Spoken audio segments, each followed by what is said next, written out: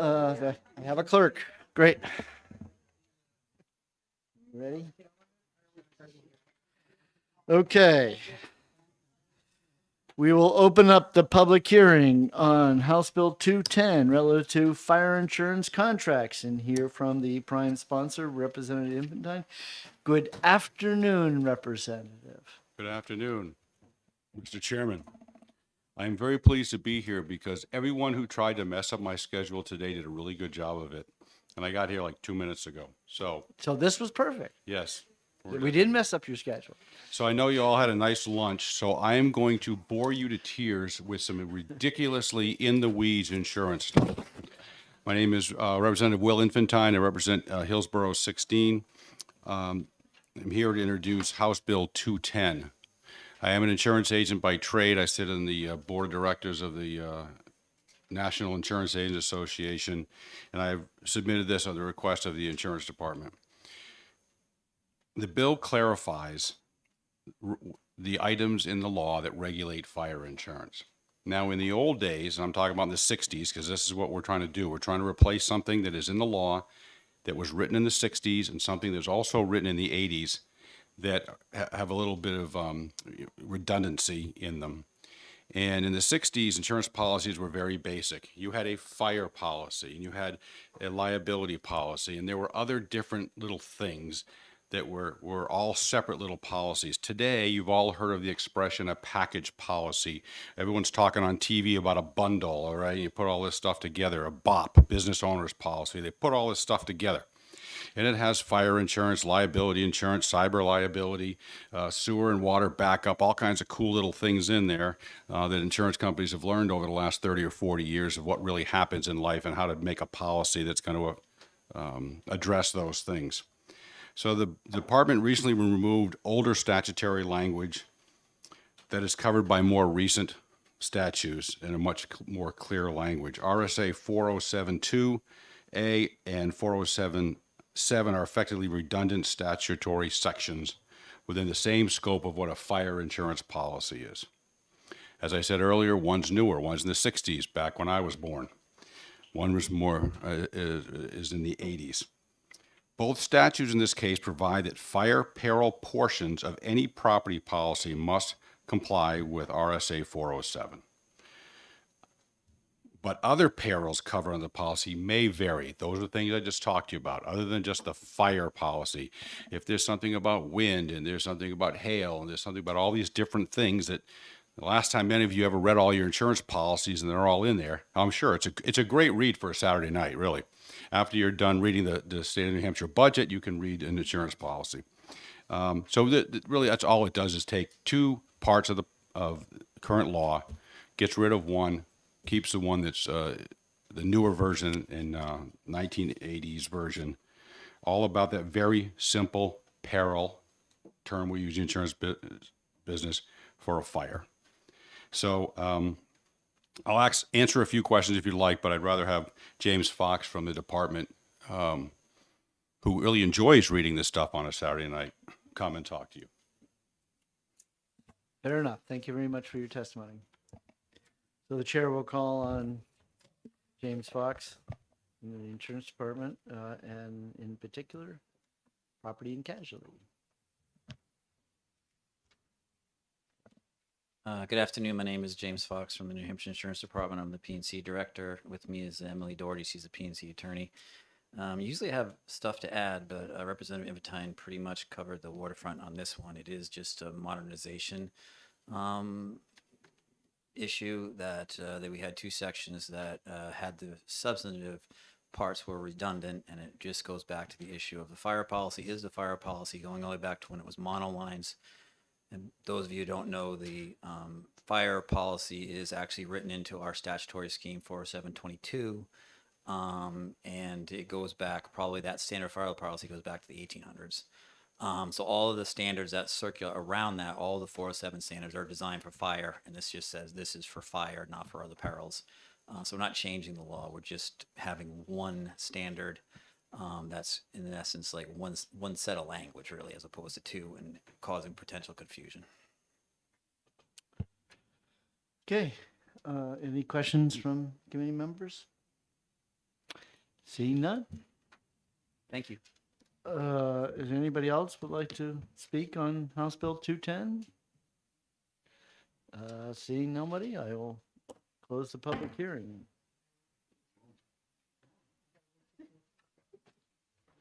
So what's the net, 479?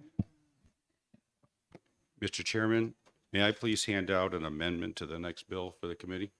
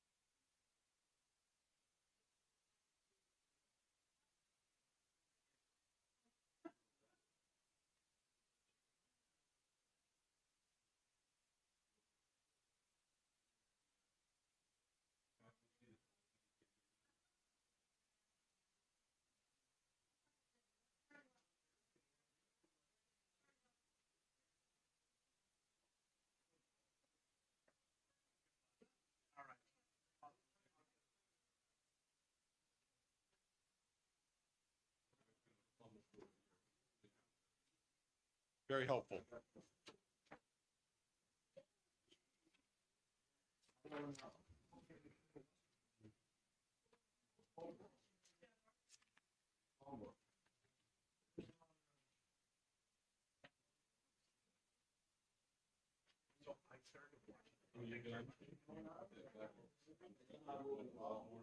Sure. Chair? I'd be happy to. I wouldn't want to, draw his eye.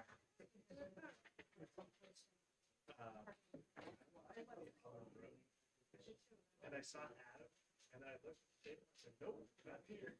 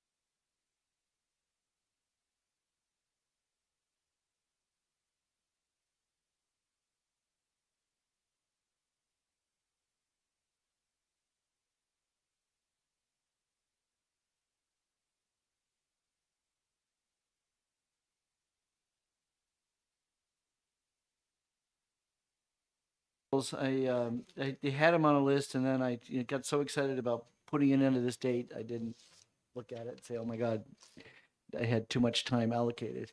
But we're doing good in terms of getting bills scheduled. So hopefully next week we'll have everything done in terms of scheduling, and then we will. I might try for another exec session again next week, in terms of subcommittee in the morning and exec session in the afternoon. The other thing I want everybody to know that in terms of tomorrow, the subcommittee work, you could see that they were originally laid out by the two different committees, but it looks like one liquor one got kind of moved up, or there was something a little.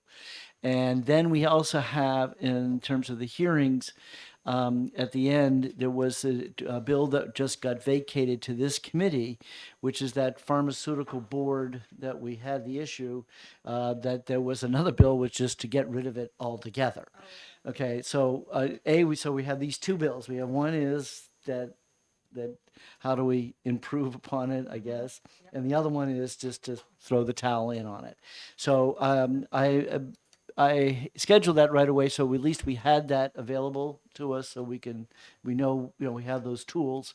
I'm not sure either one of them is due out early, because I've tried to push the early bills in terms of the exec session. So in terms of what happens tomorrow and then the exec session, my attitude is that we're going to meet with these, talk about these bills, get a feeling for where everybody is on a bill. If it becomes clear to me that a bill is going to be right down the party line and it's not going to vary, then obviously my attitude is we should just retain it. We don't, why get us into an awkward situation on the House floor? And therefore, hopefully, over the summer and come next September, when we take up retained bills, we can get some of those issues resolved. And so that we could have something that we all can agree on, which is better than sending somebody to the floor where it's just a partisan battle, and then it's everybody all worried about who's in their seats and all that nonsense. Well, as I recall, last year, we didn't spend too much time on retained bills.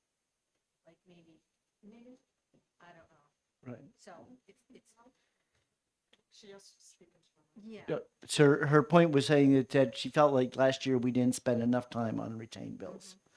And we could have spent more, but I actually, what cramped us last year was certain members were on vacation in Europe.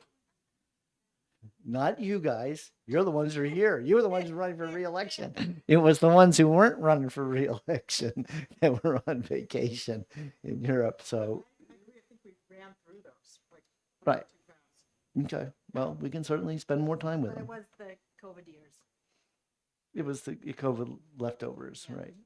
So, but any rate, all right, we're close enough. We'll open up the hearing on House Bill 479 and hear from the prime sponsor, Representative Infantine. Good afternoon. Good afternoon, Mr. Chairman. For the record, I am Representative Will Infantine from Manchester, Hillsborough 16. I'm here to introduce House Bill 479. I am, as I said earlier, I am in the insurance industry and have been for 34 years, and I sit on the National Board of Directors of our association. I am here at the request of the Insurance Department to place an omnibus type bill, making several changes, albeit minor, to 3 different parts of the insurance law. And I'm happy to go through as I talk each line as we go down here on page 1.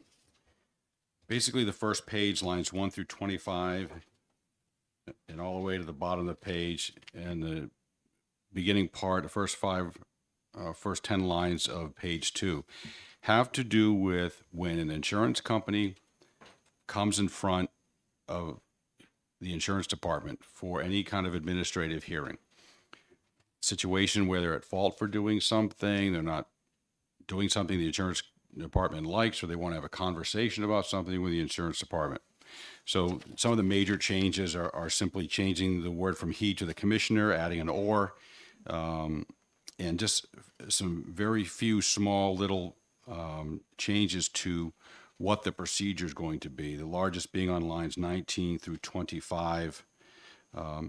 Just gives them a time frame of when everyone has to respond, when the applicant may request additional time. So if the commissioner calls insurance company in and they say, you want to talk about X, Y, and Z, and the insurance company has to go get a whole bunch of information, they can request additional time. So really the first page of this bill has to do with understanding if there's an administrative hearing, just redefining what some of the rules are with an insurance company. On the second page, line 12, Roman numeral 8. Sorry? Oh, Roman numeral 8. It says the commissioner shall provide notice to the insurer by electronic means specified by the commissioner. The goal here was to update how we do things. You know, in the old days, it would say certified mail or something. And now we're trying to actually bring it up to more modern times. However, in reviewing this, it was determined that on line 15, where it says the last two words on line 15, when either posted on the department's website, and then the next line, the posting on the department's website, were proven to be not allowable by New Hampshire law. So the amendment 2023-0206H, which I handed out, you will note makes those changes. Removes on line 15 and 16 when either posted on the department's website, and in line 17, posting on the department's website. Those have been removed, and that's the only difference in the amendment. The third part of this bill clarifies dishonest acts by insurance producers, activities that could negatively affect the producer's license, even if those activities are not insurance business activities. The commissioner wants something in the law that he has the ability to take someone like my insurance license away if I do something wrong. If I take if I steal the money out of the John Hunt and shouldn't have your cell phone ringing in committee bucket, and I get turned in for stealing that money, the commissioner needs to know whether or not that is something that will affect my ability to be an insurance agent and have that license. And it gives the commissioner the ability to make some changes. You will see on page 3, it really starts on the last part, line 36, A through H. These are all kinds of things that will get you in trouble with the insurance commissioner if you have an insurance license. We're trying to amend letter H. And you'll see in bold type, whether directly as an individual or through activities for an entity in any conduct of any business activities or fraud, misrepresentation, or conversion of funds, misrepresentation, or breach of fiduciary duty involving an activity in this state or elsewhere. We met, the Insurance Agents Association met with the insurance commissioner about this, and we were a little concerned, thought it went maybe a little too far. Obviously, you never know what can happen in the future. Don't want someone's license adversely affected because of something totally absent or different from their job as an insurance agent, but realize the insurance commissioner needs that ability. If someone does something through another organization, he has the ability then to affect the license of an insurance agent. So those are the 3 changes within the bill. Any questions from committee members? Yes, Representative Spear.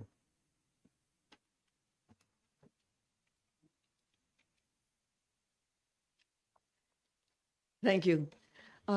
This could be a nitpicky question, but in section 4, you talk about exigent circumstances being, one of them being irreparably, I think it says irreparably harmed.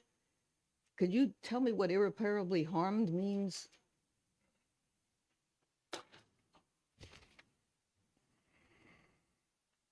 Because at the same, I'm sorry, at the same time, you also say that you have 30 days. So I don't know, 30 days seems like you could be very irreparably harmed.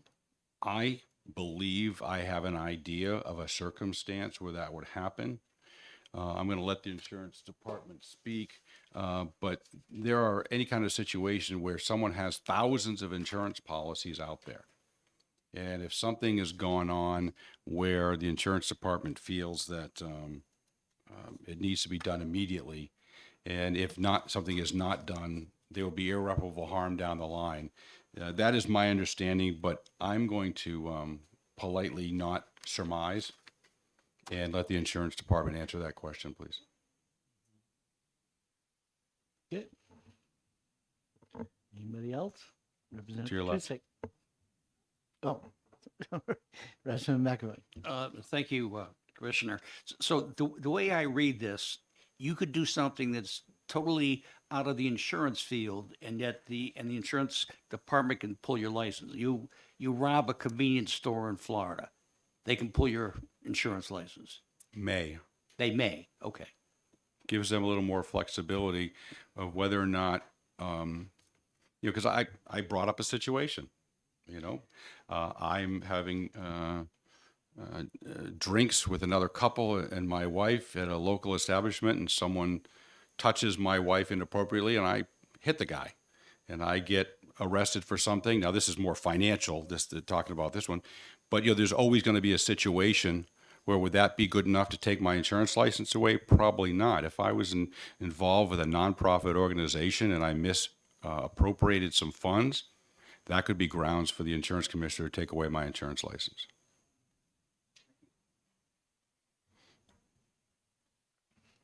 Okay, everybody else set? Thank you. And Heather Silverstein.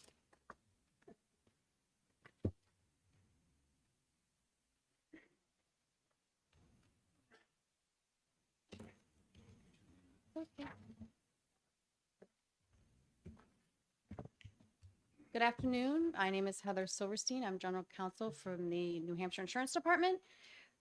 Yes, this omnibus bill is, again, I've spoken before about us reviewing our statutes as we go along in practice.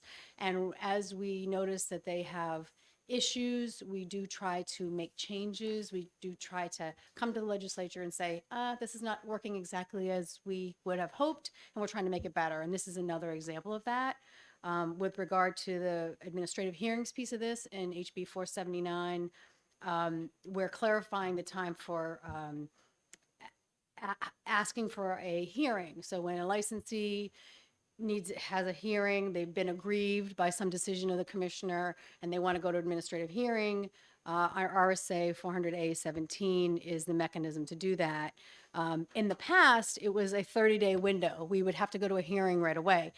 Now, I've been a hearing officer before, and to get that hearing within 30 days for every single request can be difficult sometimes, but that's not the only reason that we would change this. There's times when we have a licensee say, the sky is falling, I need a hearing like next week. And then the licensee realizes, oh dear, I'm not going to be ready for a hearing next week, or I have other matters that are going to tie into this hearing, and then we'll maybe get a motion that says, please continue this out for 60 days. So for us, it's very difficult to kind of reconcile that. So this is to try to help the licensee kind of figure out that timing. Yes, if you need something within 60 days because there's going to be harm, irreparable harm, and they would have to just file a motion and then say what that is. We have licensees that say, I need to work, I can't, I'm not going to be able to go forward if this hearing isn't resolved, and because I have licenses in other states, and those licenses are affected by administrative hearings in our states, because we talk to each other. The states talk to each other, as they should. So this part of the statute is really just to clean that up as far as the timing goes for the hearings. And for the administrative fund piece, that's making changes to RSA 400A39. This is bringing us up to speed so that we can just provide notices as to when their fee that's due from our licensees, and to just provide that electronic notice is fine. They can receive an email, and that's sufficient instead of actual US mail. And again, the amendment is to the posting on the website. We're withdrawing that. We're not going to consider that to be proper notice, just the email notice. And then the last piece of this is with the insurance producer regulation under RSA 402J. And this is expanding a bit more on the RSA 402J12H with regard to dishonest business practices. And just to clarify, it's not just insurance business practices. Let's say a trustee misappropriates money of a trust. That's problematic. You wouldn't want that person handling money of insureds, to be a producer. So it gives the commissioner more leeway to suspend or take a license if that's necessary and if that's proven at a hearing.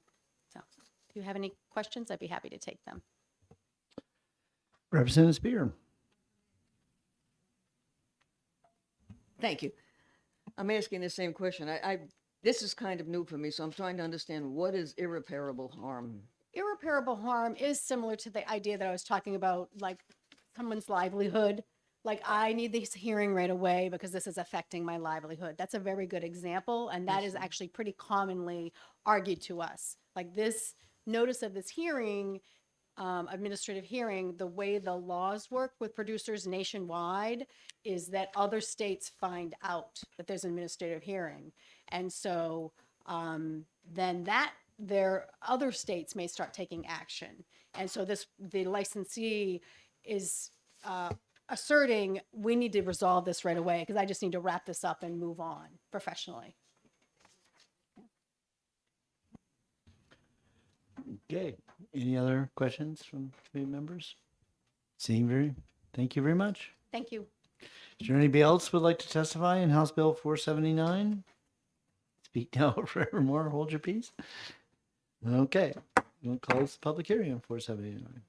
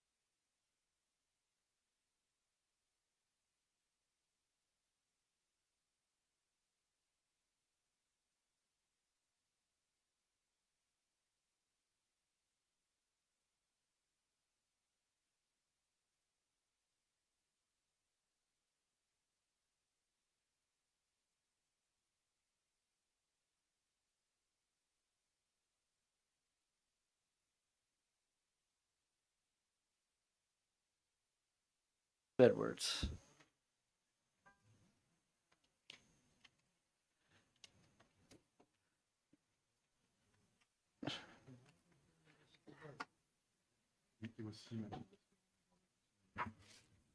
So, thank you, Mr. Chair. I'm Representative Jess Edwards, representing Rockingham District 31. That's a combination of Auburn, Candia, Chester, and Deerfield. I'm here today to introduce House Bill 130. This is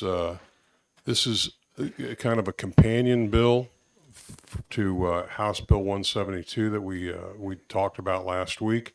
My co-sponsor, Peter Leishman, was not able to be here today. Otherwise, he would have. I really valued his testimony last week on 172, and would encourage you that you consult his testimony as though it was also on HB 130, because everything he said is still the case.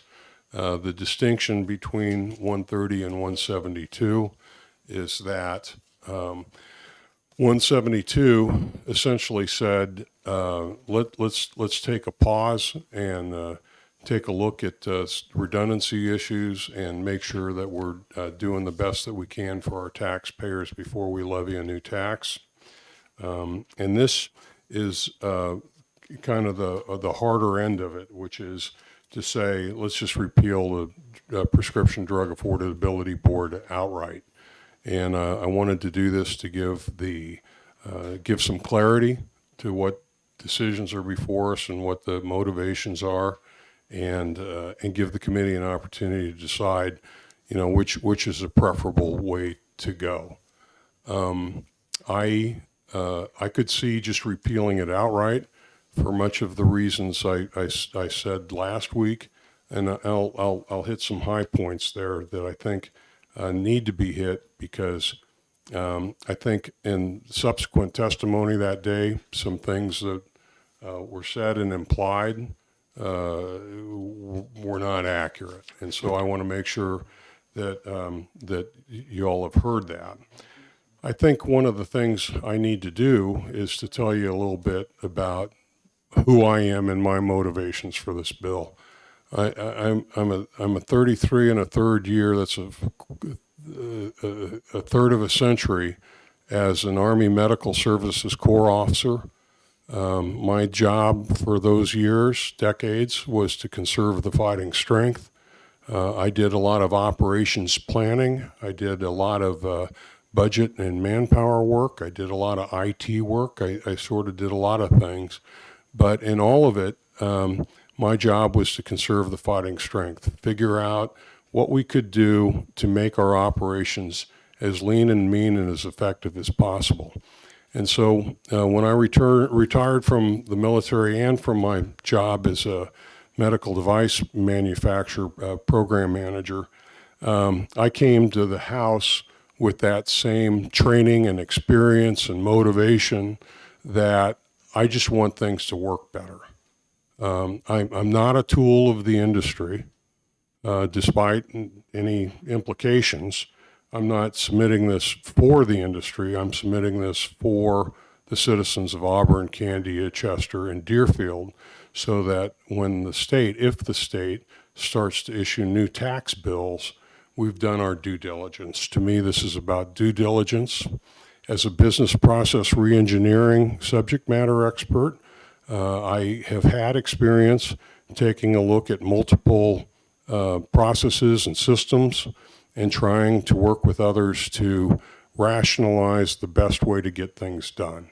And I see this Prescription Drug Affordability Board as an opportunity for us to do some analysis to make sure that we accomplish the objective, which is to create an environment where we can use information power to put downward pressure on drug prices.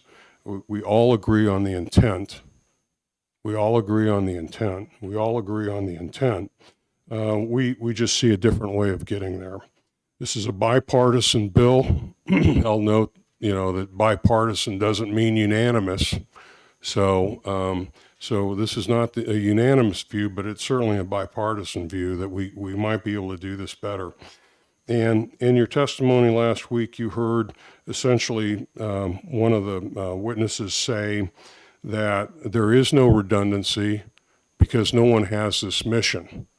But if you go back and you listen to what Representative Leishman and I were saying, is that there is some level of redundancy. There's some level of redundancy in the way the fees are assessed. There's some level of redundancy around the way the data is collected. There's some redundancy around the reporting.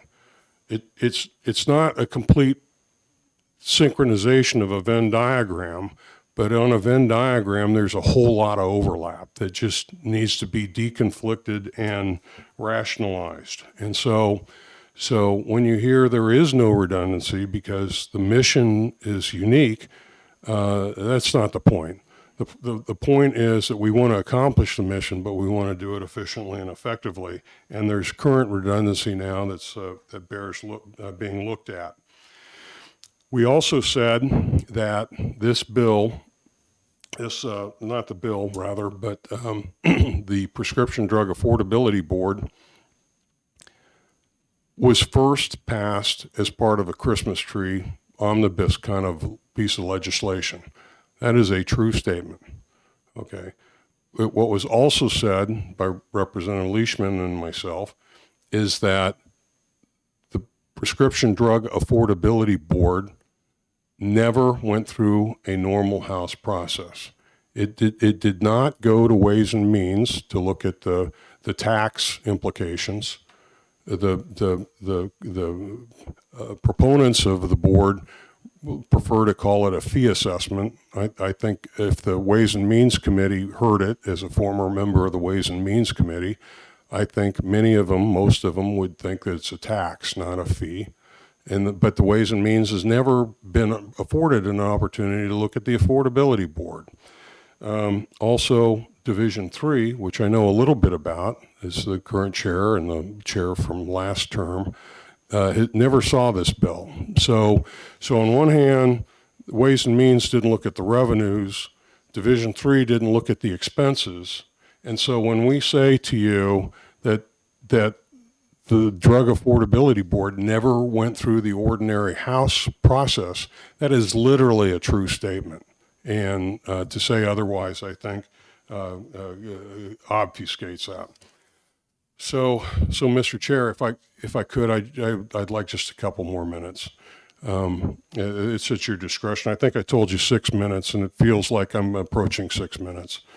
So I want to give you some real world examples of where we have some redundancies. And I can forward this document to you later, but this is to substantiate that there are some redundancies.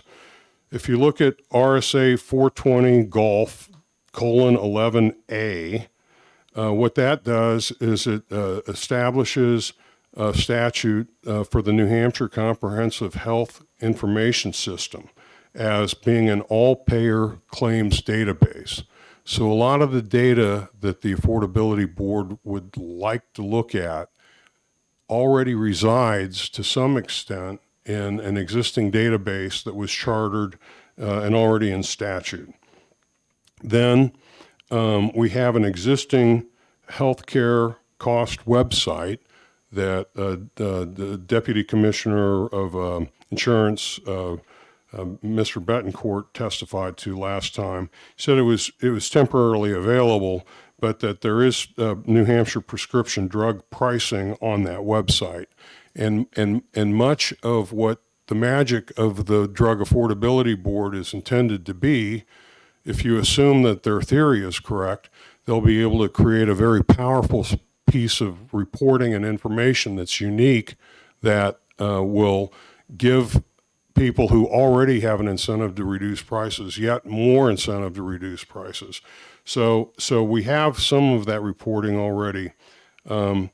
We also have an annual report from the health insurance on cost drivers, and that's been annual. I'm going to forward this document to you later, but it's got some specifics in there where you could look it up. And then We have a statute that requires, it's RSA 318:68, the high-cost prescription drug data. So if there's a new drug that's introduced that's defined to be high cost, we require reporting on it, and then there's transparency to the public. And then finally, in terms of what are we doing at the state level to try to reduce prices, Mr. Arlinghouse over at the DAS has reverse PBM auctions, and there's a website I'll share with you on that. But the note I have here is that the DAS currently conducts a reverse PBM auction process for prescription benefits provided to state employees and retirees. According to DAS, this competitive marketplace is helping to hold the line on prescription drug prices for the population. So at the state level, I just read 5 areas specifically where there's some redundancy. I didn't even get into the federal areas because the federal government has been trying to wrap their hands on this for a while now and hasn't been any more successful. And as much as I respect the individuals on the New Hampshire Prescription Drug Affordability Board, they are very willing to take on a task that has failed the federal government in Maine so far. That have more resources, more head start, and I would like to believe that New Hampshire is just so great we could accomplish their goal, but there's scant reason beyond belief in those individuals that it will get done. We heard testimony last time that the paragraph that tells them what they're supposed to do is so incomprehensible that it became the subject matter of a joke in the PBAB meeting. And although the joke was offensive to the person who told it, it was nevertheless true that the requirements of the report are so convoluted that it's probably going to take years of analysis to even figure out what it means. So I would ask you to consider House Bill 130 while you consider House Bill 172. One is just shut it down and let's take a fresh look at this. The other was, our attempt to be reasonable and say, hey, let's just have a good, thorough discussion. Let's do the right thing before we go plunging into this. And I think wherever the committee goes between that range of 2 things, I'm perfectly fine with. I'm here to answer any questions that you may have on the subject. Great. Do we have questions? Yeah, Representative Sullivan. Thank you, Mr. Chairman. I actually have 2 questions. One is just sort of a definitional thing that I, as a resident of New Hampshire, don't even understand myself, which is what is the definition of a fee versus tax? You're saying they're calling it a fee, but it's really a tax. So what would be like the difference? So would you believe there actually is a definitional distinction and that the people on the Ways and Means deal with that definition all the time? I have it somewhere in my email. But so without being precise, if you'll allow me to tell you generically what the distinction is, Sure. is that when we pay a fee, the idea is that we are paying money to help provide a government service in a way that's relatively direct so that we receive the benefit of that government service. So there's a direct connection between our payment of the money and the resourcing of the government to be able to provide an environment or provide the specific purpose or goals to us. I'll give you as an example a marriage license. When you go and buy a marriage license, you're paying a marriage license fee. Well, you could call that a tax, but we don't. We call that a fee because you're paying for the right to have your civil union recognized by the state and to receive all the legal benefits of marriage. So that's a fee. What's a tax? Well, a tax is the government taking money to support general operations that do not have a direct benefit to the taxpayer. It's more of an indirect benefit. Okay. Like, for example, we pay taxes that go into the highway trust fund, and that's a tax because it's going to pay for the overall maintenance of the road. And although we get the benefit of the environment, we're not getting a direct benefit. A toll, on the other hand, would be more like a fee. I understand. Further question? Further question may inquire. Okay, and then, so just on the redundancy, you listed like, I think you said 5 different areas where there's 3 different areas where there's some redundancy. I'm just kind of curious, I'm kind of thinking of it in the model of like, say, maybe a general contractor. Does it make sense to have maybe this board? I don't know anything about this. So I'm truly just asking. I don't have an opinion at this point, but what happens if you have a general contractor building a house, you have them sort of managing plumbers, electricians, carpenters? Could it be kind of like that where everything's in-house and it's just more efficient organization that way versus one person doing one little bit of this redundancy, another person doing another thing, in which case maybe it's actually a less efficient way to get the desired outcome? Okay, so thank you for the question. And my first general answer is yes, it could be that way, but that is a different answer than what is it now. The Prescription Drug Affordability Board, as constituted in law, is really a stovepipe that isn't integrated with other aspects of these tasks that we're doing. And oh, you're right, there were 5 of them. There were 3 bullets, but there were 5 specifics. So you were right. But anyways, they're not chartered to be that integration function. They're chartered to do a stovepipe function. And in doing the stovepipe function, they're replicating some activities that are already being done elsewhere in statute. And so that's where a small group of, experienced people could get together in a few workshops, really pound out, more of a game plan on what already exists and how it could be leveraged. I've spent maybe 5 hours on it, and I think I have some ideas, but that's no substitute for, having the people who own the responsibility in the executive branch really look at it and figure out what's the right thing to do. Okay, Representative Terry. Yes. Representative Edwards, you and Representative Leishman brought us a bill last week where you were advocating for a pause. This week, we're dealing with the bill where you're advocating for termination. If, in fact, you and your colleague believe that the board should be terminated, then what is the rationale for bringing us a bill to pause rather than to terminate? Is it political? So, no. Let me say with disdain, no.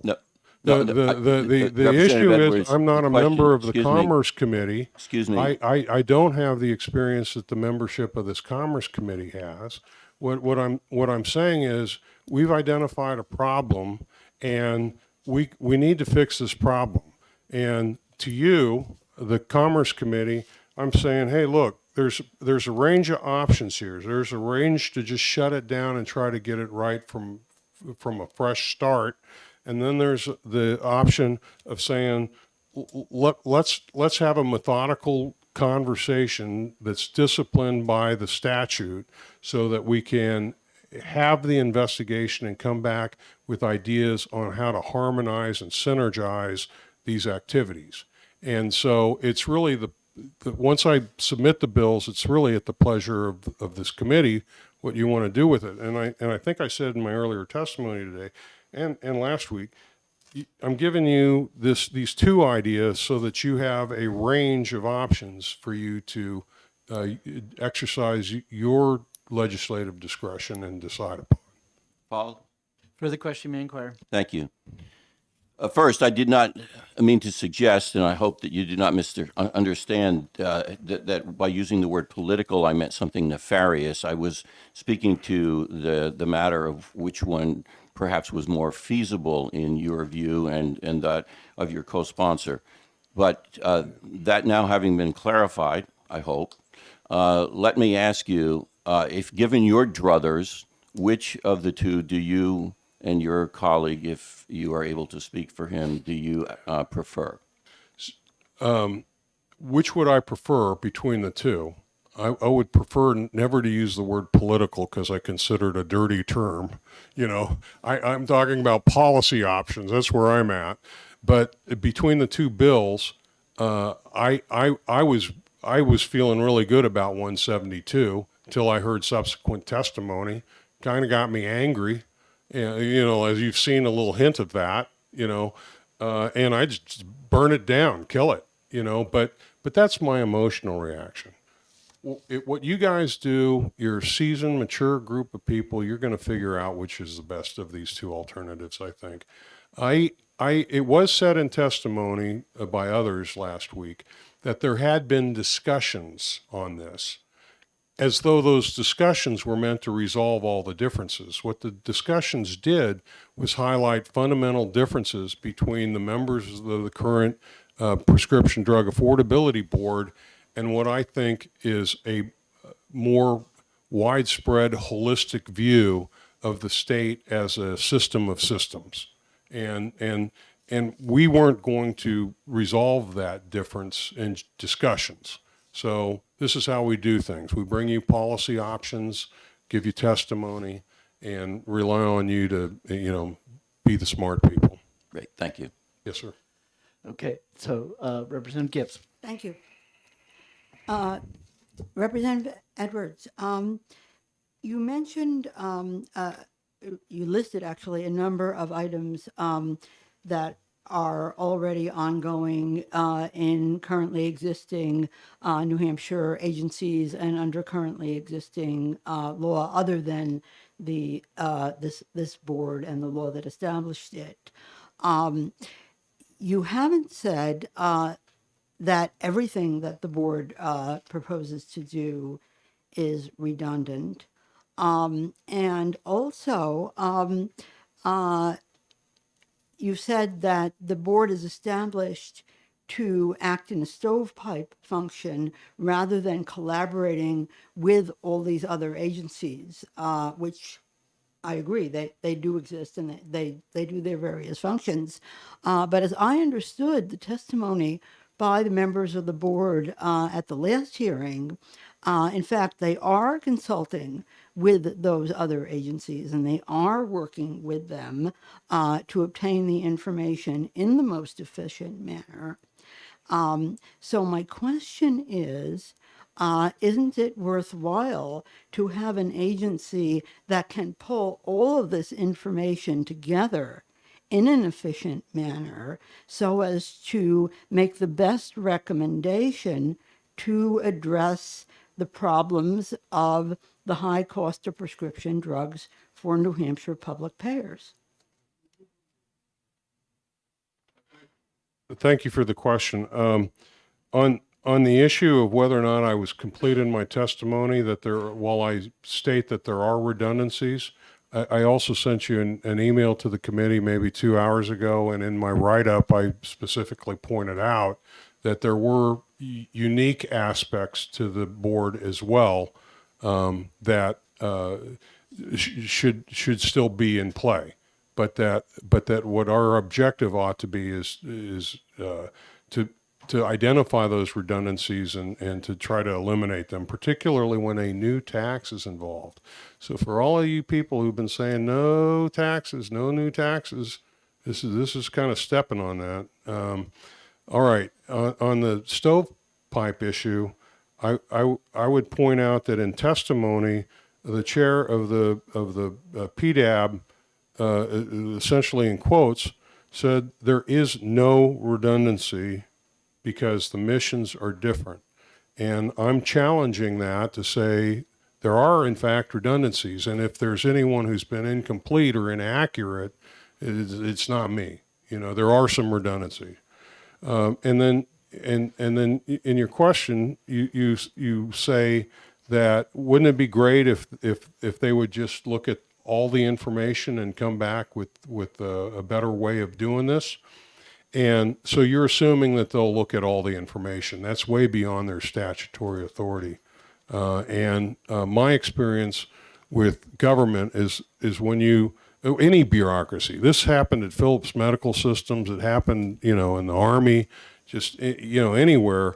Once you establish a new entity, the first and foremost goal of that entity is to self-perpetuate and to grow. So asking that entity to then deconstruct itself, if that was the smart thing to do, and to delegate authority elsewhere, you know, you're just asking a lot of a government entity. They just don't. People don't behave that way. So that's why I'm saying let's call a timeout on that, and let's put this other group together whose job is to look across the departments and figure out a systemic way to approach this. Follow-up question? Certainly. Thank you.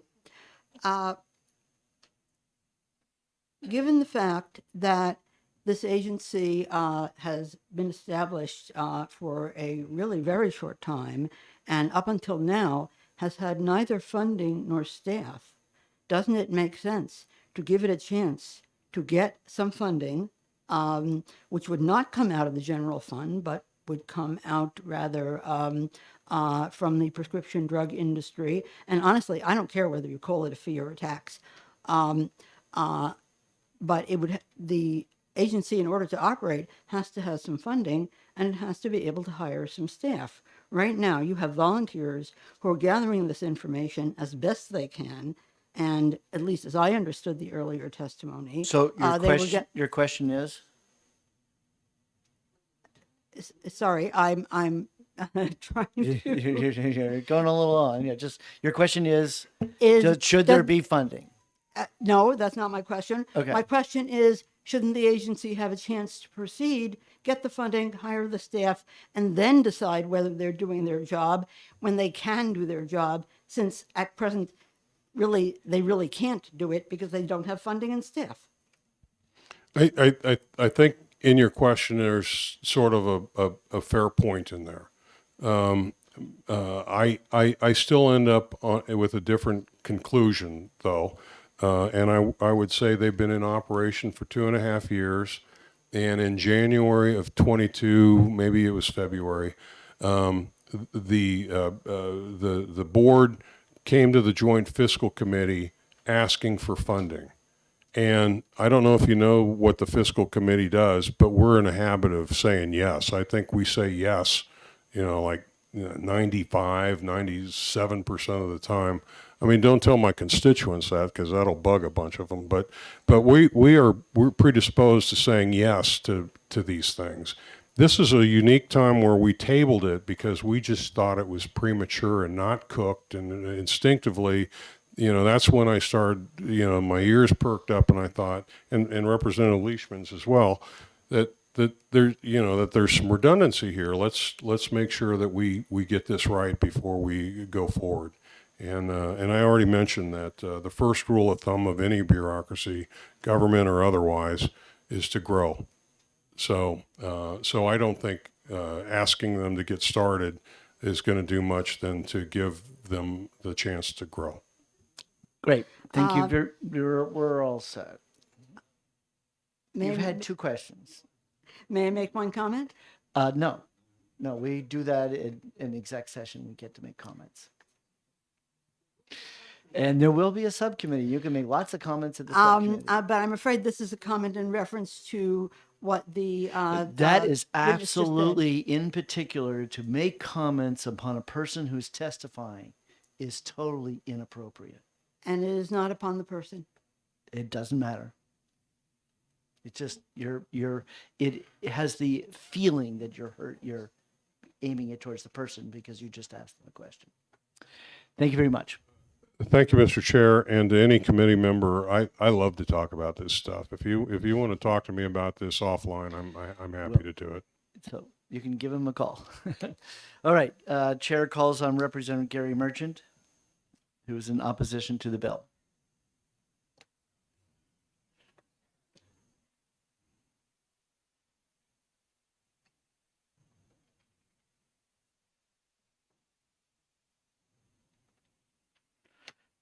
And we also have Tom Sherman. Thank you, Mr. Chair. Before I get into my testimony, I'd like to be sure you have the documents in front of you. There's one, it's my written testimony. There's another one that talks about total gross expenditures, which two lines that cross each other. Third one is transparency and affordability by Eli Lilly on Humalog. The fourth one is the recommendations from the Maine board. And the fifth one is the language in the statute that we have. Does anyone have a copy of the statute language for the Representative Sullivan? Thank you. If you have all the documents, then I would like to proceed. Fair enough. Fair enough. So good afternoon, Mr. Chairman, members of the House, Commerce and Consumer Affairs Committee, and members of the public. For the record, my name is Gary Merchant, representing Sullivan County, District 6, which is Claremont and Croydon. I also chair the Prescription Drug Affordability Board. I come before you today to oppose House Bill 130 to repeal RSA 126 BB, which is the Prescription Drug Affordability Statute. Prior to serving in the State House, I served on the New Hampshire Board of Pharmacy for 10 years, the last 2 years as board president. During my 40 plus years as a pharmacist, I spent my career trying to understand the black box and probably have a better understanding of most people in this room. But it's complex. It's convoluted. It's not transparent. It doesn't work the way normal supply chains work. I gave you a diagram yesterday, the last time, on House Bill 172, which deals with the pharmacy supply chain, the movement of the product, as well as movement of the dollar. They're related, but they don't follow each other. A primary concern of the citizens, especially those elderly, in this great state of New Hampshire, is affordability of prescription drugs. Many abandon the drugs because they can't afford it, which only leads to higher medical cost.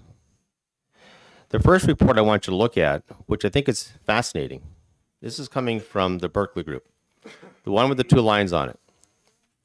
Back in 2013, pharma claimed about 67% of gross expenditures for prescription drugs. Today, it's less than 50%. If you look at the next one, which is from Eli Lilly, what you'll see on that one is back in 2016, the list price of the drug was $246. The net price that they actually received was $59. Yet in 2020, the list price was $275, but the net to Lilly went down to $50. When you do the math, what you'll find out quickly is the list price went up by over 14%, but the net to the company went down by approximately 15%. So I asked this committee a fundamental question. What is going on? Why are drugs paid by the patients increasing while net prices to the pharmaceutical manufacturers are decreasing? Where is the money going? Who benefits from the lack of transparency in abolishing the Prescription Drug Affordability Board? I think we all can agree that openness and transparency are essential components for fully functioning democracies and to sustain a market economy built upon a free market. In 2020, the legislature created RSA 26BB to establish the board. A primary goal of the legislation was, and still is to provide greater transparency to a non-transparent pricing system that will ensure the state and other public payers optimize the opportunity for savings on prescription drugs to lower the tax burden to the taxpayers. I wish to address a few issues in regards to the last meeting we had on House Bill 172. There was discussion about having the ability to get into the rebates, and the insurance department does it. Well, they do it at the aggregated level. What they don't do is at the drug level. RSA, and it's in your packet, look at the line, it's underlined, does give the board the authority on specific drugs to get into where is the money going. who's getting the rebates, who's getting the fees, to begin to understand it. Number two, there was a comment that the main board has been around and hasn't done a thing. Before you are 4 recommendations from the main board that they put together. Number 3, the board will use current data in CHIS, which is the all-payer claims, plus any other available data. So we're not recreating another database, we're using existing databases.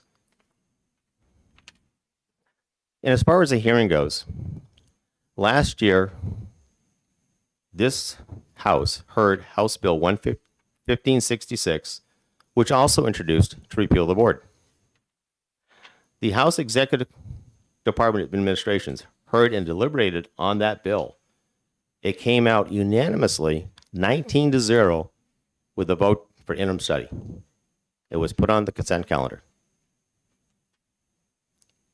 On the other side of the wall, we had Senate Bill 450, which at that time was Senator Sherman sponsored, to make some technical corrections to the RSA. That bill also passed the House.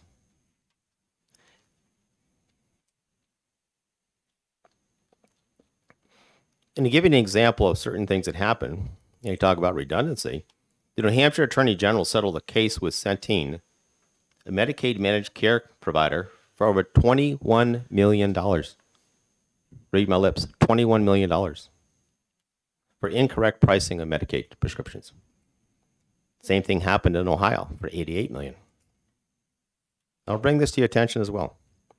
When the bill passed to establish the board, our governor, Governor Sununu, released the following statement. And I'll read this to you. Quote, "This bill will create a drug affordability board in New Hampshire to monitor changes in the cost of prescription drugs, to keep the industry honest, and to keep an eye on prices to prevent price spikes. Often, many challenges in healthcare can start to be addressed through greater transparency in pricing.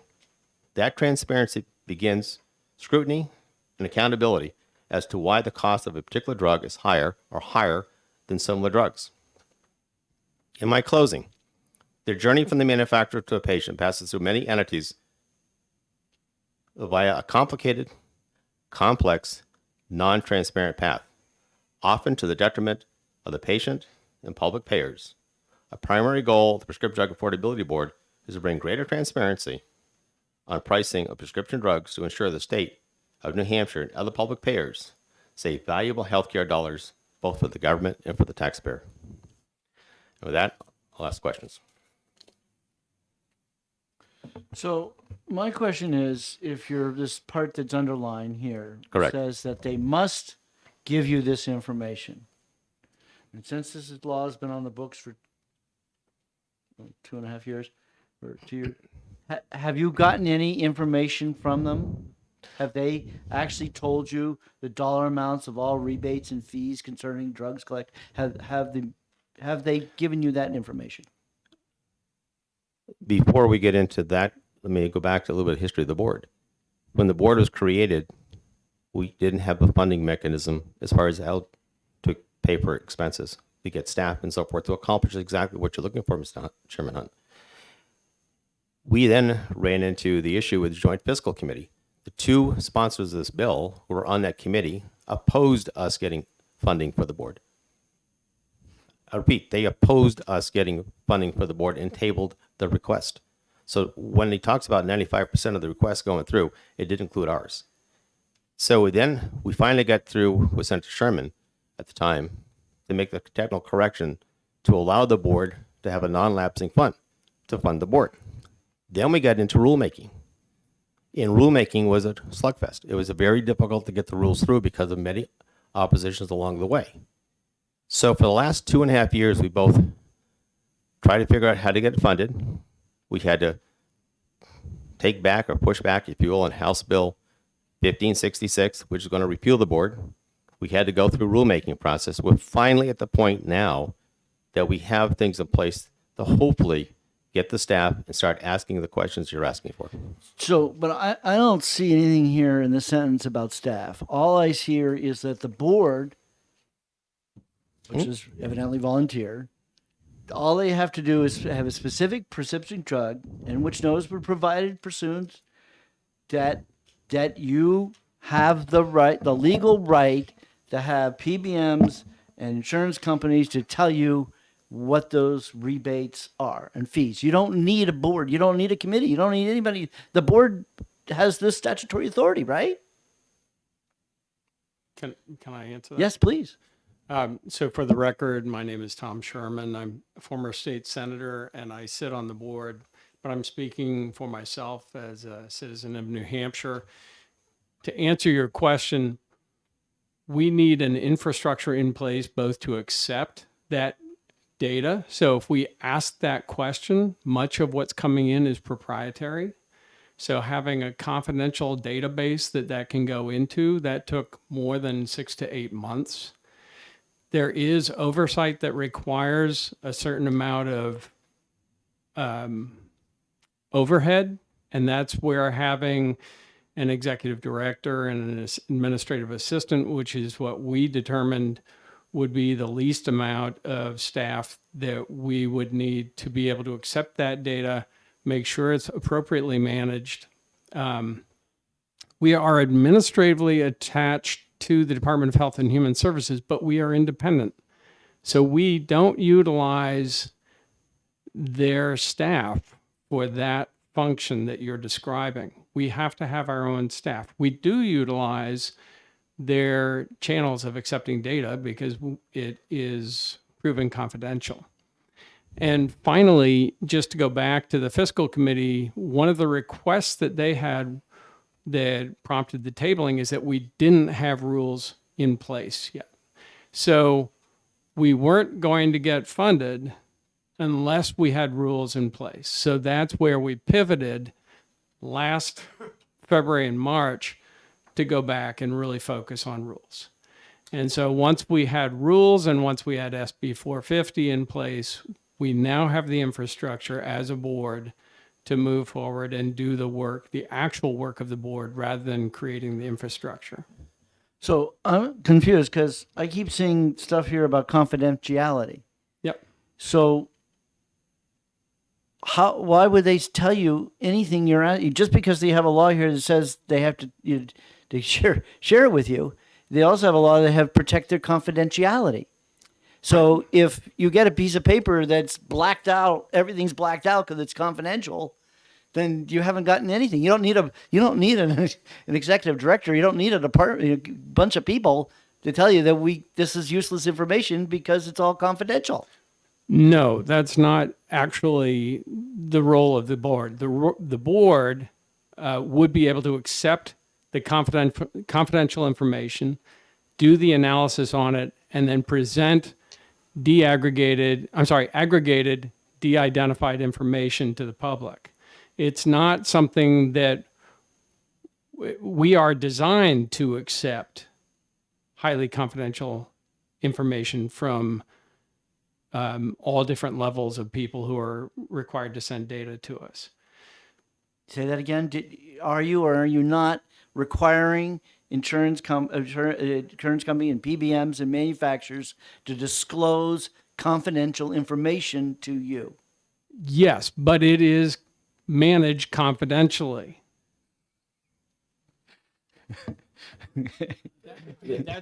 That's what we do. I've been a physician for 35 years. We are used to working in a confidential environment. That's the way the Department of Health and Human Services operates. They are used to working in an environment that provides confidentiality. And by the way, the penalties for a breach of confidentiality are severe in this bill. I guess in this law. The problem I have is what you're looking for is this. For instance, as a doctor, you have a contract with a insurance company, right? Mm-hmm. That's confidential, right? You're not supposed to share. You are barred from sharing it. An insurance company is barred to share that information. But that's not what we're asking for. That we can't ask for that. That's exactly what you're asking. No, you're it's not. asking. We're not asking for a contract between an insurance company and a physician. No, you're asking for what the fees were paid, what the rebates were. Isn't that what the contract's for for? prescription drugs, not Right. for medical services. Right. But it's the exact same thing. At the No. end of the day, It's what you're looking for is confidential. You want to know what were the rebates, what were the kickbacks, what were the things that we don't see between the insurance company, the PBMs, and the pharmaceutical people and the distributors. You're saying is transparency. We want to see how much money was transparent, how much money was sent back and forth. But that's based on a contract. That in the nature of that contract is confidentiality. That's their secret formula. Isn't that true? You want to answer? Chair is being argumentative and not asking questions. I am. You're Fair enough. I will back off. You don't have to answer it. The question is there. Don't answer it. Okay. Can I also talk about the issue of the board funding itself? This does not go through the general fund. It's outside of it. So we're not taxing the taxpayer. I agree with Representative Gibbs, whether it's a tax, a fee, we'll call it what you want. It's outside of the general fund. And therefore, when you talk about it going to Ways and Means, or going to the fiscal committee and so forth, that deals with the general fund. This is outside of that. So just remember that in that context as well. Part of the whole thing is if we begin to understand what's happening in the marketplace, the goal of the board is to create strategies to help the public payers reduce the overall cost.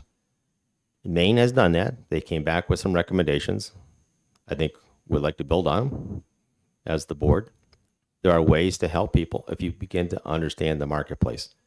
It's, like I said before, it's complex, it's convoluted, and it's not straightforward.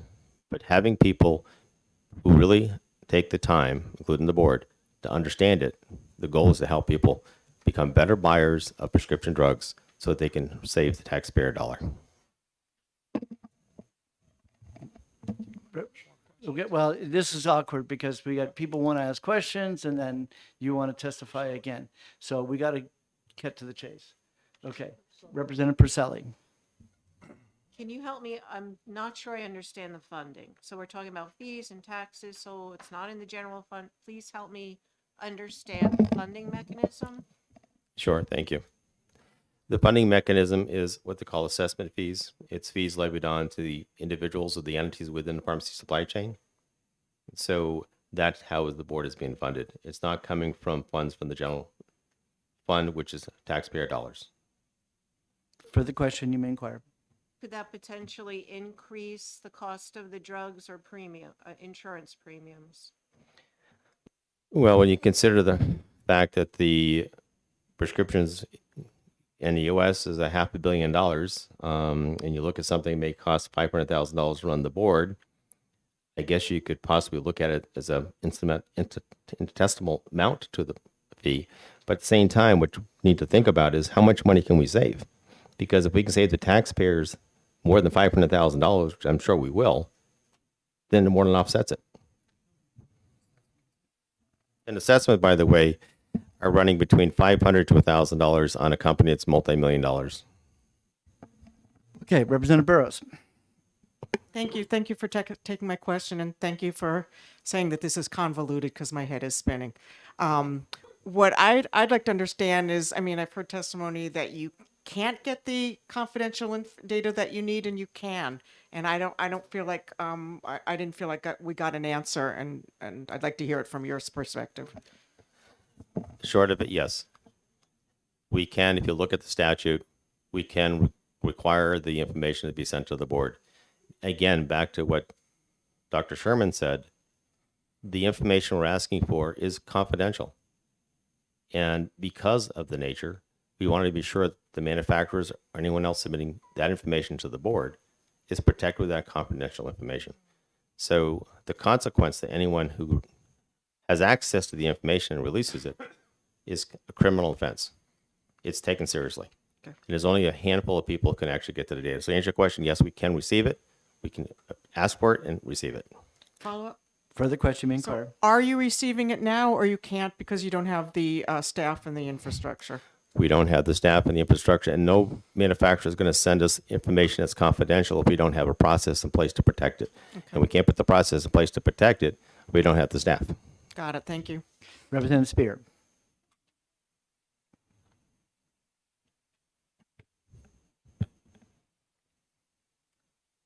I've had top secret clearances with the military for 53 years.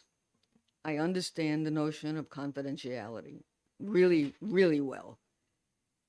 If you sign an NDA that is acceptable to the PDM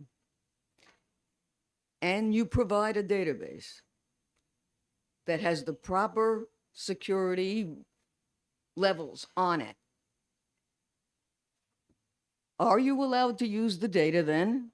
Get the data, not redacted, but get the data that you're asking for as long as you have that NDA and a proper storage location. Are you then allowed to get the data, use the data, aggregate the data, come out with conclusions, and the conclusions do not violate the NDA? Then are you set up to do what you need to do? Yes. And if I may, that's not the only database that we would be using.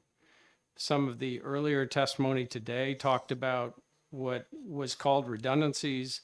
I would say it's resources that are available already, so we don't have to recreate them. The CHIS database, there's database at UNH, database at Dartmouth, database, and these are large databases that look at New Hampshire. They are in different places, not all in the Department of Insurance, by the way. Some are in HHS, some are in universities. And so the benefit of the board, which does not exist right now, is the ability to pull these databases and actually answer questions so that we can put together strategies moving forward on how to lower costs for the taxpayers on prescription drugs. If you don't do this, the black box stays in place. Nobody knows what's happening, and we just pay a bill. If I could, I also wanted to mention again, as I mentioned last week, that reverse auction is one tool. I co-sponsored that bill. It was in that Christmas tree bill. It has not been repealed because it's working. And it's working because it was able to be implemented. So I just want to make sure people understand what the reverse auction does, not in detail, but recognize that this is all a part of a package of bills that we did back in 2020 together, strongly bipartisan. In fact, it remains strongly bipartisan, to do everything we possibly can to lift the veil off of prescription drug pricing, not violating proprietary information, but using a tool to understand why prescription drugs are costing so much, and not prices, but cost, and how we can bring that cost down. Without this bill, we continue forward in the way we're doing. No centralized place to coalesce the information, no place to, I'm a gastroenterologist, digest it. And I won't go any further with how we regurgitate it. But the bottom line is we need this board as a tool. And, you know, I have yet to find a bill in my 4 terms in the legislature that's perfect.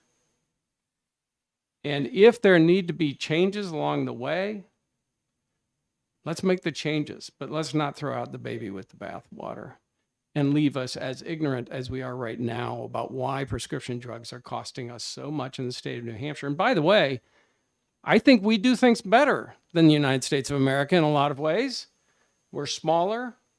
We know each other at every different level of the government. We can ask questions of each other. Maybe we just could come to an answer that Congress can't. I think that's possible. Representative Gibbs. Thank you. In order to request, receive, properly maintain, aggregate, and analyze the data that you need in order to fulfill the board's statutory responsibilities, is it necessary for the board to hire staff? Yes. Yes. Thank you. Representative Terry. Well, curiously and interestingly, following on Representative Gibbs' question, I'm looking at the handout that you provided from the state of Maine. I'm curious to know if you know, and if you do, would you please disclose or otherwise secure the information for me and the members of the committee? Is the Maine, under the Maine statute, is the Maine PDAB supported by paid staff? What are the positions and how is the Maine PDAB funded? Representative Terry, if I may, there's a representative here today from the Maine board, Jennifer Reck, and I think you may want to hold that question for her. So you don't know, and you prefer that I ask the Maine She knows the representative? details, I do not. Thank you. Representative Ammon. Thank you, Mr. Chair. Thank you for testifying before us and taking all these questions. I'm looking at your most recent report for the advisory board, 2022. I just have some questions. So the gist of the report, it looks like 5 pages. You talk about the data that you referenced earlier and some of the limitations of that data. You identify the top 25 most prescribed drugs and ones with cost increases. So I'm just kind of rehashing what your report said. But your goals for this coming year, it includes something, finalize the MOU with DHHS. And could you explain what still needs to be finalized with DHHS? Sure, thank you.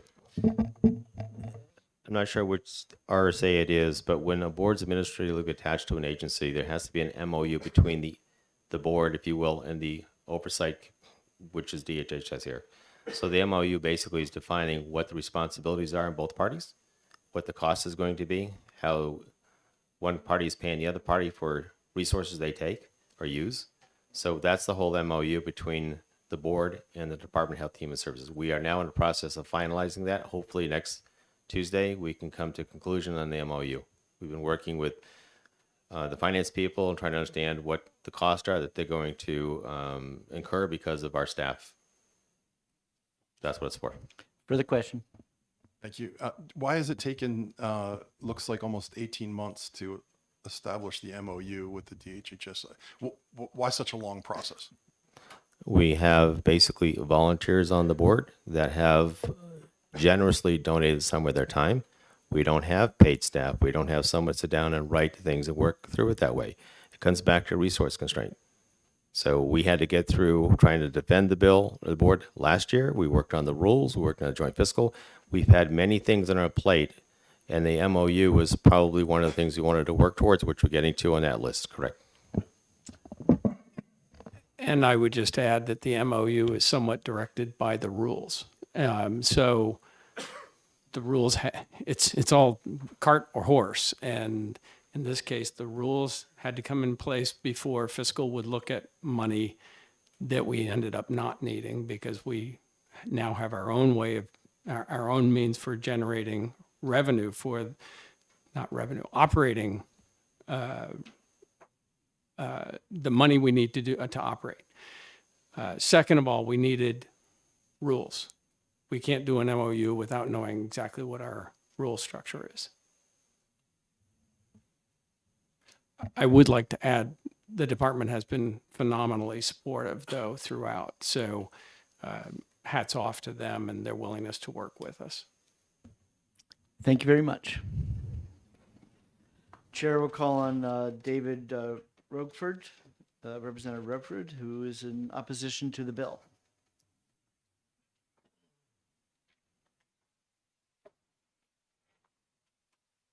Thank you, Mr. Chairman, members of the committee. I was here 2 weeks ago and promised you I wouldn't be back, and I want to apologize for being back here. This is not a pharmacy issue. It's more or less a prescription, obviously a prescription drug issue.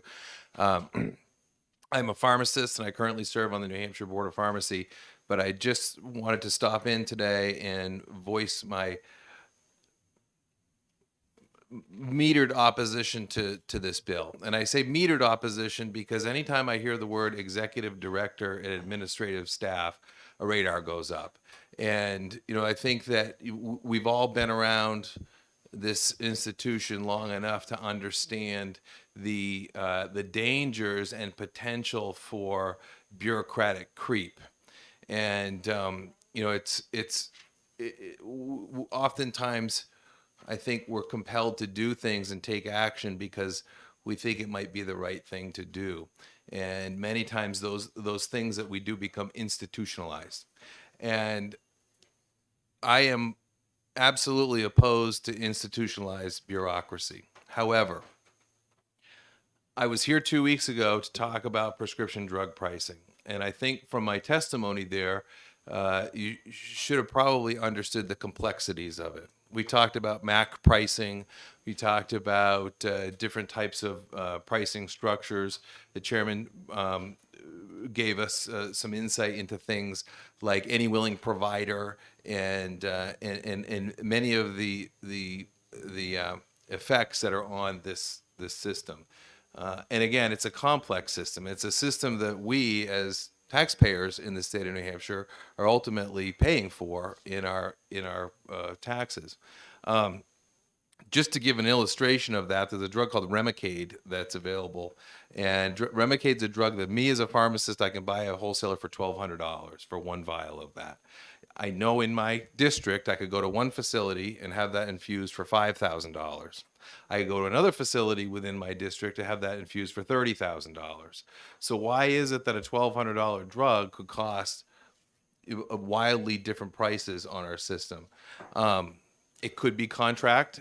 That could very well be that certain as part of an alien willing provider agreement agreed to do that. It could be other things, but I think that this board, the intention of this board, I hope would unveil some of that stuff. And I say I hope because this is obviously a relatively new board, and we've heard today some of the struggles and obstacles that they've had just operating within the bureaucracy. They're trying to operate the bureaucracy themselves. So my suggestion, I think that at this point we all understand this board's been put on notice. I would like to see the board have a fairly short leash to deliver results in a certain period of time.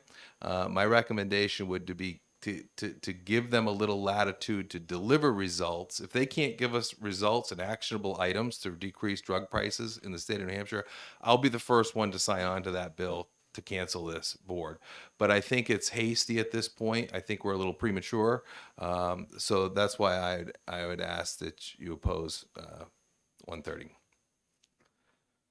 So one of the contentions is that we want transparency, and so therefore we can lower drug prices.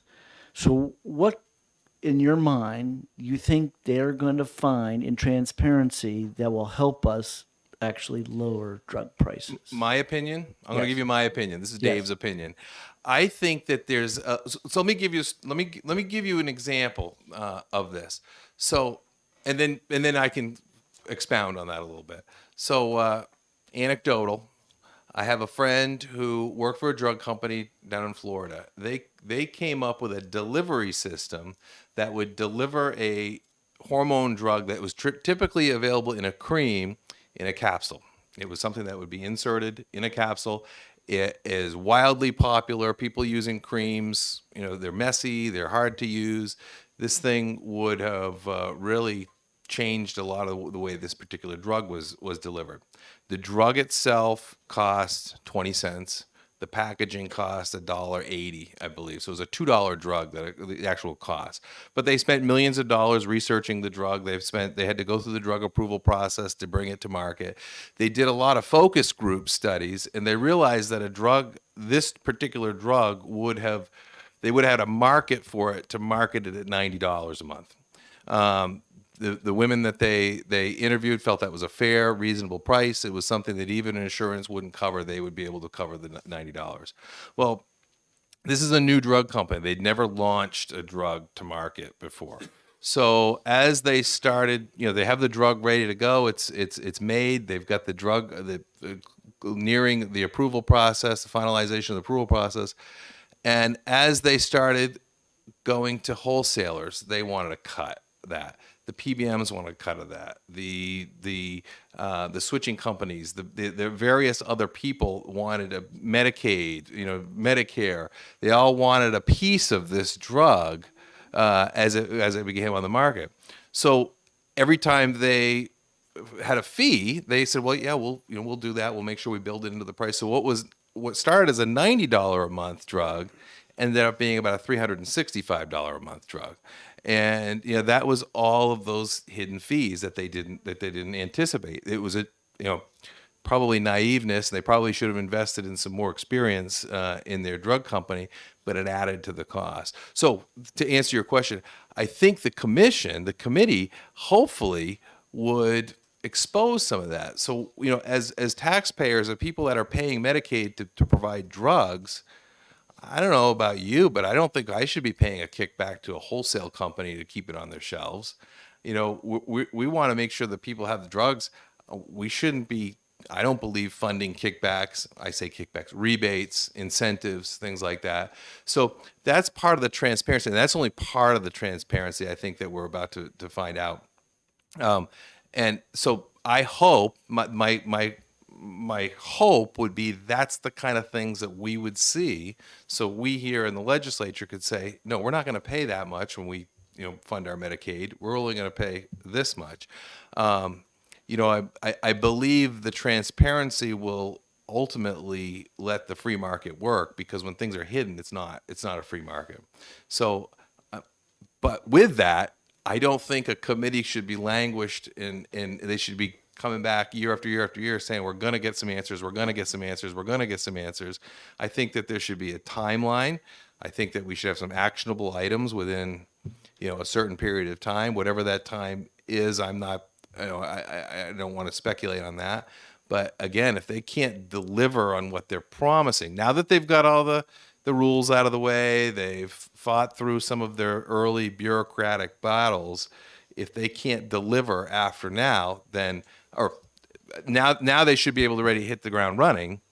And let's set a timeline. Let's make sure that they have some actionable items within a period of time. And like I said, if they can't do that, then executive directors and administrative staff shouldn't be paid to tell us we're almost there. So I support the commission, but again, tempered support. I think that we should set a timeline when they can deliver results. Thank you very much. Thank you. Chair will call on Jennifer Reck from Portland, Maine, representing NASHP. Help us out with that one. Yes, I think we pronounce it NASHP, the National Academy for State Health Policy. Okay. So good afternoon, Chairman Hunt and members of the committee. I am Jennifer Reck. I am director of NASHP Center on Drug Pricing in Portland, Maine.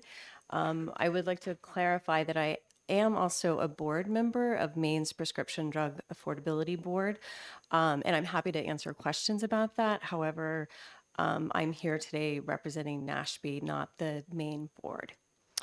In case you're not familiar with NASHP, we're a nonpartisan organization that works really closely with states to develop and implement innovative state health policy solutions. We recognize that state policy reflects the unique situation of states. However, and so for that reason, we don't testify for or against legislation. So I'm here today just to provide background information and to help answer any questions if I can. We created our Center on Drug Pricing in 2017 in response to hearing the need from states for strategies to take on drug pricing. And we have since developed model legislation and provided technical assistance to support legislators and executive branch officials trying to address the high cost of drugs. And when bills are enacted, we also support implementation with technical assistance. So in 2017, NASHB released model legislation for a prescription drug affordability board. And since that time, 6 states have enacted such boards. The PDABs, as we call them, in Maine and New Hampshire are actually relatively unique amongst those boards in terms of their approach. That approach being to set prescription drug spending targets for public purchasers and to make recommendations to enable public purchasers to meet those targets. NASHB has been providing technical assistance to the PDABs, to the states implementing PDABs through a contract with the Program on Regulation, Therapeutics, and Law at Harvard Medical School and Brigham and Women's Hospital. We convene regular meetings so states can benefit from their technical expertise and share their knowledge and experience. These convenings allow states like New Hampshire to maximize use of their resources through no-cost technical assistance and support. States are purchasers of prescription drugs, of course, for state employees and retiree health plans, state hospitals, universities, corrections, amongst others. And as drug costs spiral, New Hampshire, of course, still is required to balance its budget. And the work of the Prescription Drug Affordability Board to set prescription drug spending targets and to advance strategy to meet those targets can help public purchasers struggling with high-cost drugs. 9 states currently have set spending targets for overall annual growth in healthcare cost. Those benchmarks range from 3.1 to 3.4%. And are largely designed to better align healthcare spending growth with the state's overall economic growth. Because as we are all aware, healthcare costs tend to outpace other sectors and aspects of the economy. In lieu of the unsustainable growth in prescription drug spending year over year, a spending target creates a guardrail and can help incent public payers to collaborate and develop policy solutions. The PDAB plays the role of setting the appropriate targets and in supporting payers by identifying strategies to meet those. Spending targets can also offer public purchasers a leg up in negotiations, offering them leverage when they push back against unsustainable growth in spending. Importantly, the PDAB allows public purchasers flexibility in how they would meet those targets. The PDAB also enables a state to better understand prescription drug spending. This is some of the transparency aspects we've been discussing, and to identify specific issues and cost drivers that can inform thoughtful, evidence-driven policy making to achieve the common goal of clinically appropriate, responsibly controlled prescription drug spending.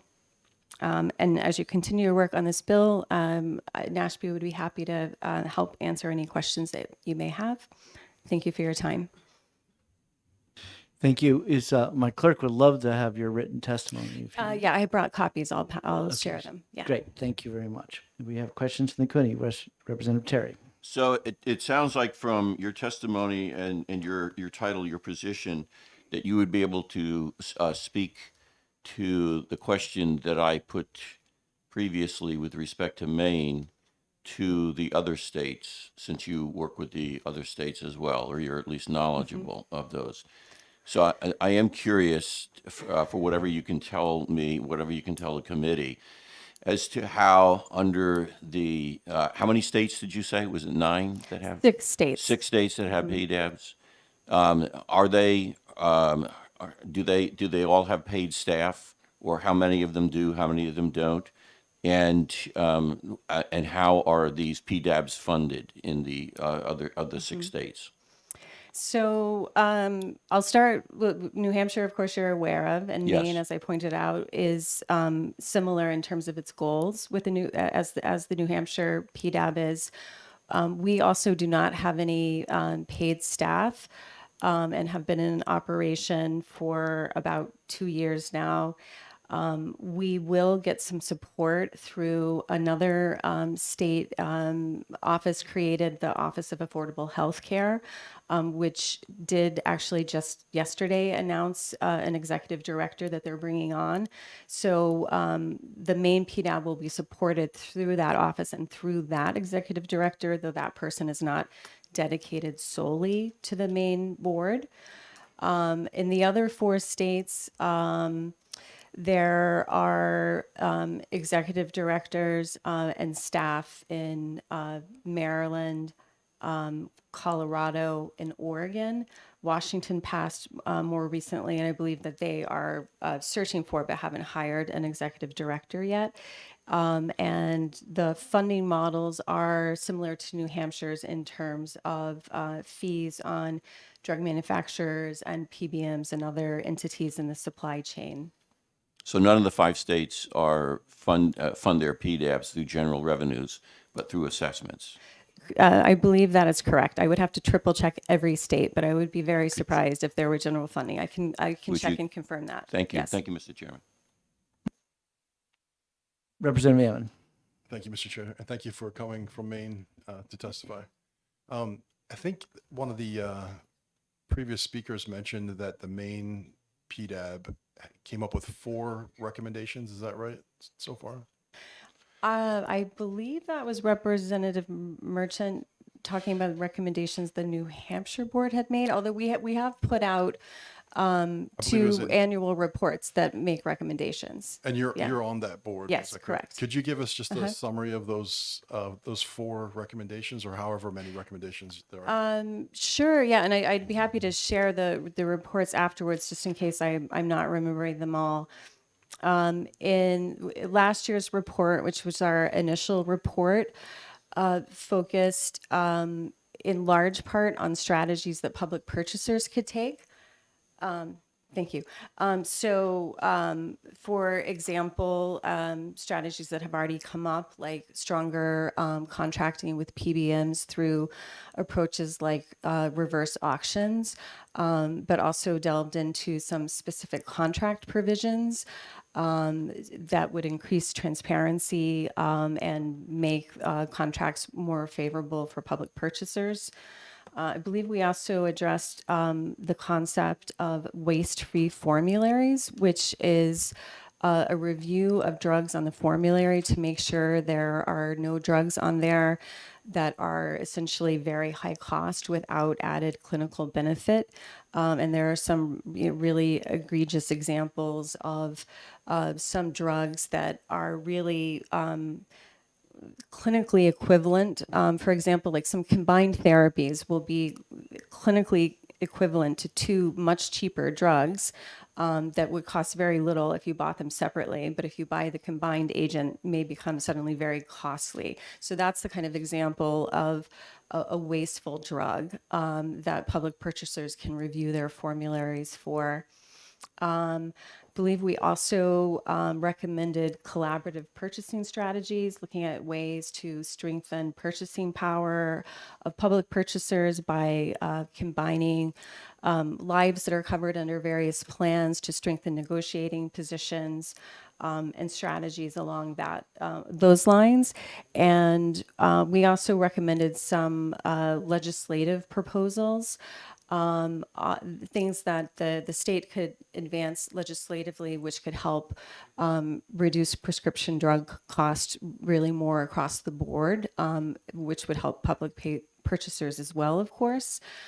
So those strategies included things like looking at reference rates.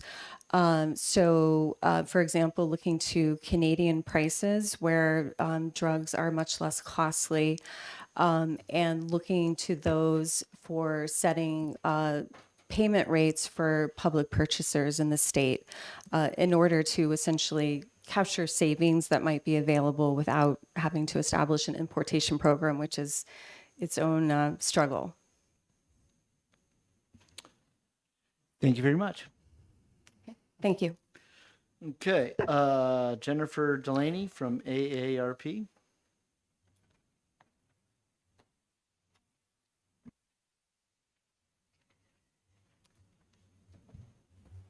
Good afternoon, Chairman Hunt and committee members, and thank you so much for this opportunity to testify in very strong opposition to HB 130. I don't have a lot to add. You've heard quite a lot of testimony already from technical experts. And, you know, the ins and outs of the Prescription Drug Affordability Board and the law and the rules. One thing that we haven't talked about this afternoon is how this affects human beings. And that was something that I've been thinking about as I've, you know, heard us go back and forth about, you know, the technical pieces. So I moved back to New Hampshire to take care of my dad, who had Parkinson's disease, who's since passed away. And I was in a Parkinson's support group for caregivers. And someone in that group couldn't afford the Parkinson's medications, and they had to sell their house and move into apartments so that they could, you know, keep their husband alive. This morning, I was at the doctor's office, and she told me that we were talking about a prescription, and she told me that, oh, well, you know what? It's very expensive, but you know what? A lot of my patients drive to Canada to get their drugs because it's only 3 hours away, and it's about 1/10 of the cost there. And also, I live in Ossipee, New Hampshire, and I won't, of course, mention this person's name, but I also know somebody who someone in town who had cancer, and both the medication and the cost of treatment, he did not want this to be a burden on his children. So he took his own life. And so while we're debating the ins and outs and how much, and one of the reasons I love living in New Hampshire is because we do have accountability in government, and we are so judicious in how we spend money. And I think that's absolutely critical, and it's a very well-run state, and the New Hampshire legislature does an amazing job of keeping costs down. But the Prescription Drug Affordability Board not only has, you know, the possibility of, you know, life-changing. I mean, we also at AARP, we collect a lot of stories from, you know, folks 55 and older. And we also have a lot of people who are struggling to afford their medication. They're literally trying to make the decision, do I eat or do I take my medication? Do I heat my house? So, you know, the Prescription Drug Affordability Board is a chance for us to have the possibility of bringing those drug prices down, not only for people who have worked for the New Hampshire government, but also for the state. And yes, there is an investment of hiring staff, but I ask you to consider the potential cost savings for both the state and for our citizens. And thank you so much for your time. I know this has been a very long hearing, so thank you. Thank you. I have one card left, Jake Barry from New Futures.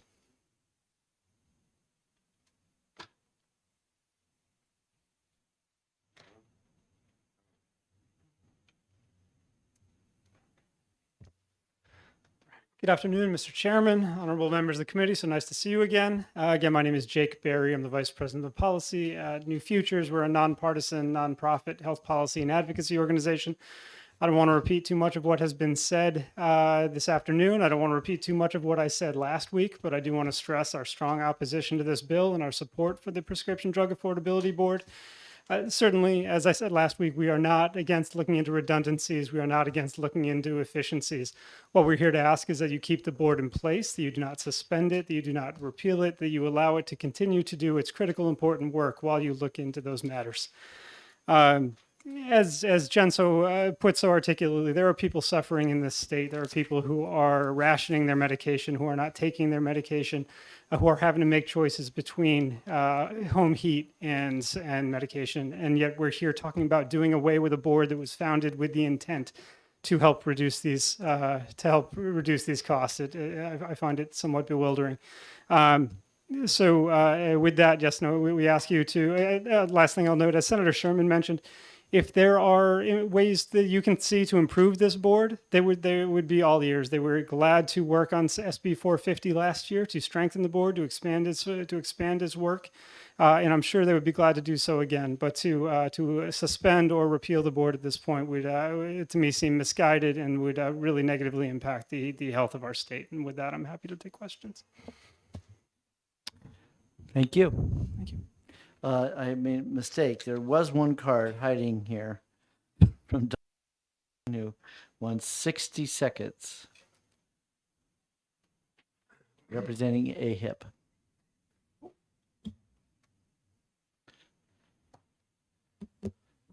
Red's good. Okay.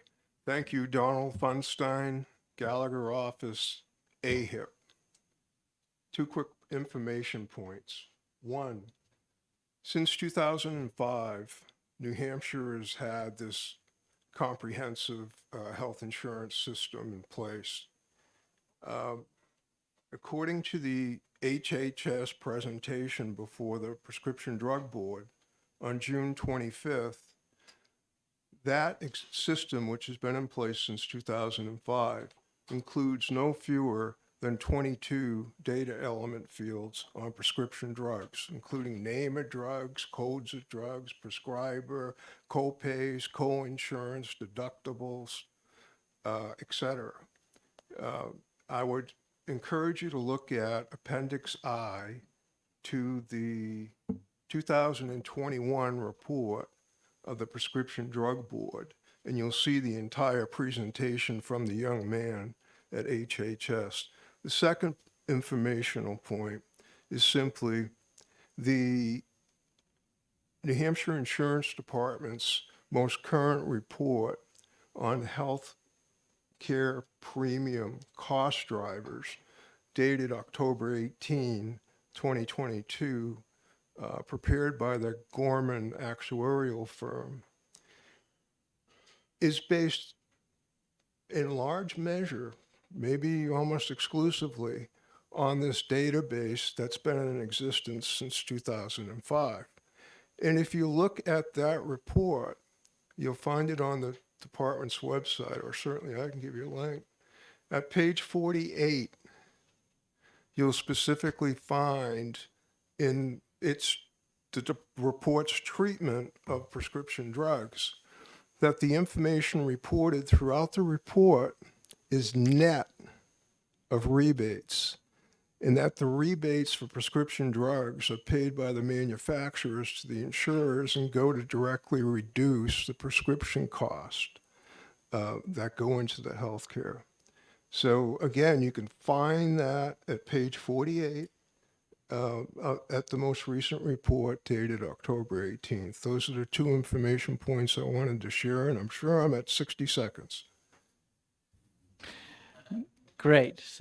Oh, we do have a question. There's one in below. My question, just a simple question. AHIP, what does that represent? I'm sorry? AHIP, what does that represent? Who do you represent? AHIP? Yes, AHIP. What is? Health insurance. Health insurance. Health insurance, insurance companies. All the insurance companies. Health I insurance. work for Heidi Kroll. I thought you worked for her. For you. Okay. Representative Spear. The information, thank you. The information that you indicated that is on that website were things like deductibles and payments and all that. That stuff doesn't sound to me anything like the kind of information that the PDEB wants to get a hold of. That stuff, so I'm asking, the kind of things that they are asking for seem to be very different. Why do you think that they're the same? Because it doesn't seem to be the same at all. You know, wholesale prices, pharmacy prices, kickbacks to PDMs, all that kind of stuff. That's not what you're listing as part of the insurance database. Thank you for the question. I'm not sure I addressed that point, but on that point, I referred you to page 48 of the New Hampshire Insurance Department's report of October 18th, where they talk about the prescription drug data being net of rebates. So there's some information in the system somewhere that confirms that the prices were reported as net of rebate. Exactly what that is, I don't know. Great, thank you. Thank you. All right. So, the blue sheet, notwithstanding the people who spoke, they're all in opposition to the bill. Doug Minot, Guy and Connie Chapdelaine, Karen Weiner Dorsch, the opposition, Ben Cotton, Jan Weiss, and the last two testify. With that, we will close the public hearing.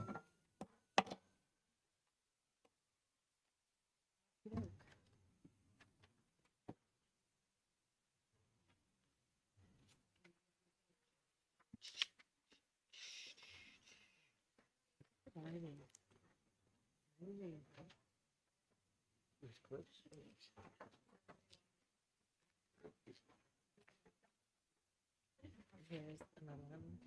Second floor.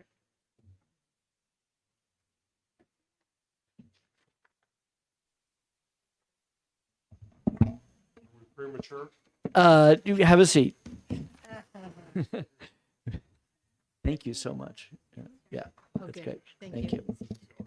Okay, we'll open up the public hearing on House Bill 249 and hear from the prime sponsor, Anita Burrows.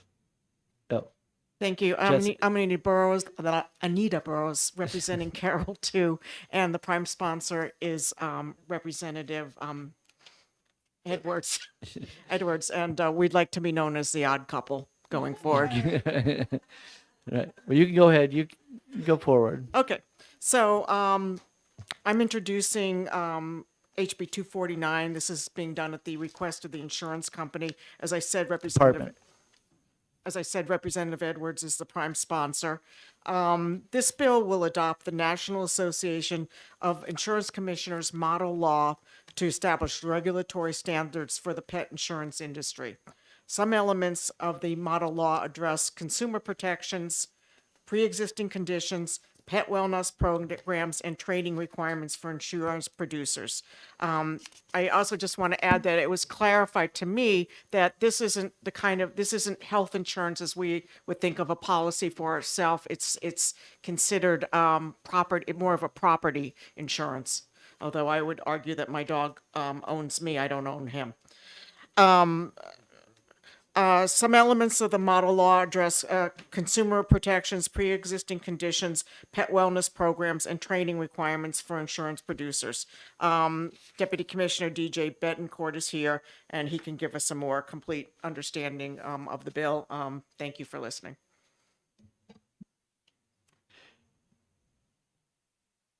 You all set, Jess?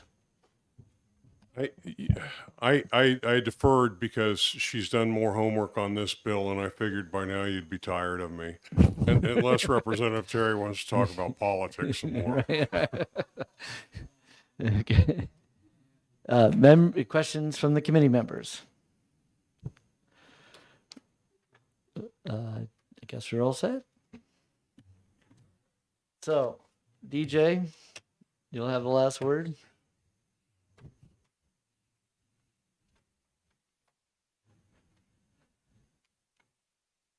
I was wondering why Fox was sticking around.